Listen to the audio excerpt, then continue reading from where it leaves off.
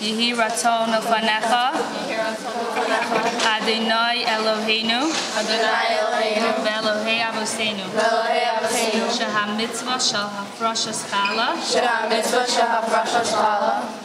Kechashay Ki'ilu Kiyamticha B'chol Perateha V'diktutecha V'sei Hashay Harama Hagolah. Every day we arrive and we wonder who will be impacted with a greater understanding of who they are, what their heritage is, what their tradition is, where they come from, what is the meaning of life, what does actually it mean Torah, what does it actually mean being a Jew. For many of them coming from a communist country where atheism was something that was they were indoctrinated with, where some of them do come from some traditions but not knowing exactly where they're based from, what they really are, that we are able to give these children a true understanding of what it is to be part of Am Yisrael, part of Torah and Mitzvot, what it means to be a part of Eretz Yisrael, what it means to belong to a land that is ours, both globally, both personally, what is their commitment to the land of Israel. These are things that every day, it's a miracle. Every day we wonder as we arrive, who will be more impacted? How will they grow? How will they maintain and retain more knowledge to become the people that we see them as being B'not Yisrael? And we have made tremendous strides here. Everyone is accepted coming through these doors. Those that cannot pay tuition elsewhere, those that are not accepted for cultural reasons, those that it's the middle of the year and they've just arrived, those that don't speak the language and therefore no school will take them. Every single child here, it's an open door policy as long as they are Jewish and are interested in moving forward to understand who they are with their families, they are accepted at Be'er Hagolah. And since I would say that every single child here is on scholarship, it certainly is a miracle that our doors are open, that we were bequeathed, we were gifted a beautiful building, but on the other hand, we need to take care of this building, and we need to take care of each of the students and the staff and the maintenance and so forth. So it's a miracle that we're here, because it doesn't even stop at the end of the school year. It goes through summer vacation.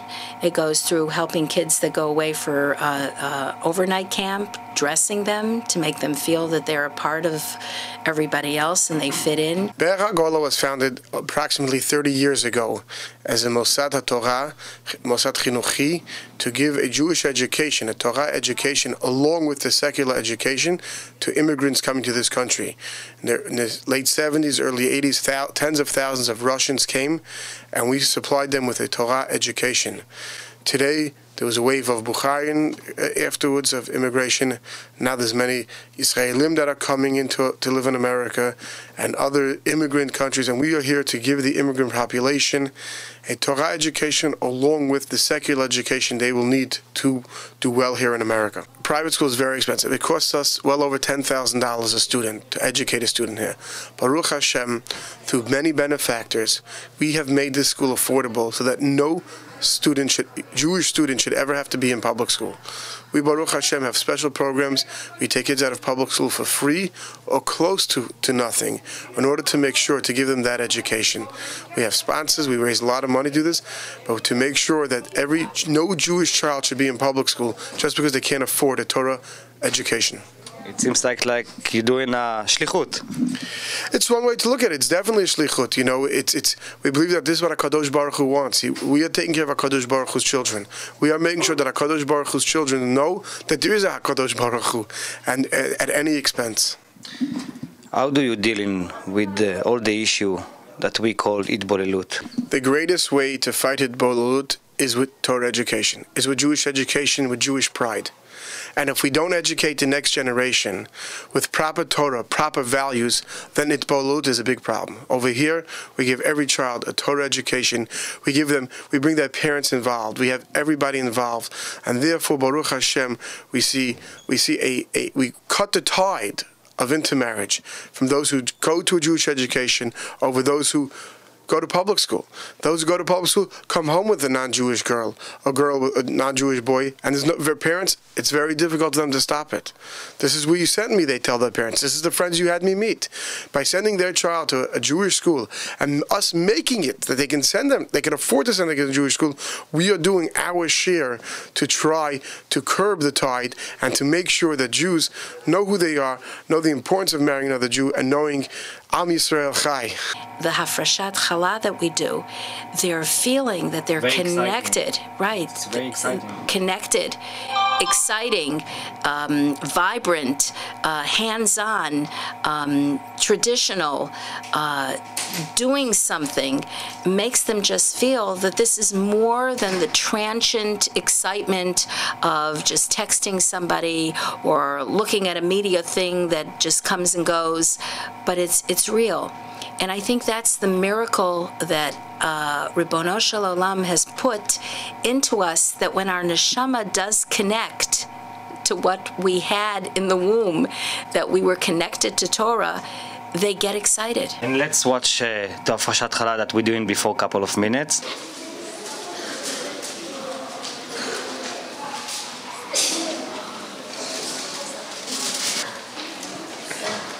So Skylar. The girls? In our thoughts, in our dreams, in our hopes, every time we daven, every time we learn Parsha, every time we learn Historia, every time we learn anything about Yahadut, it's Eretz Yisrael is Libi B'Mizrach V'Anochi B'Sof Marav. That's where we want to be. And starting already in early high school years, we talk about going there to learn, going there to really experience. And through the experience, we have girls that then say, this is my land, this is where I want to live, this is where I want to be. And of course, we use the example of ourselves, that we're their mentors, that our children are there, many of our children. I personally have a son and a daughter who live there and will be living there until the time of Mashiach. And of course, that is our sikuyim, that is our prospects and our aspirations for these girls and boys. And we're very hopeful that everybody will have an understanding that this is a school that is really a place, when you enter the doors, it's the miracle of our times. And that's the message that you bring today to the parents that watching us today? I hope so. I hope so, that they know that there's personal warmth, individualized attention, relationships, and the concept of each child, her own personal growth and aspiration to reach the best she can be, her greatest potential as a Jewish young woman in today's day and age that is very difficult with what's happening around us. Okay, here we have it. We have to make sure that...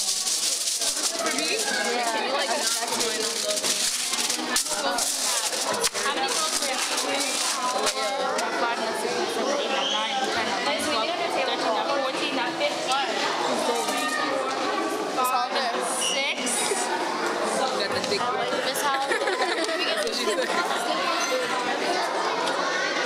2. So we're split.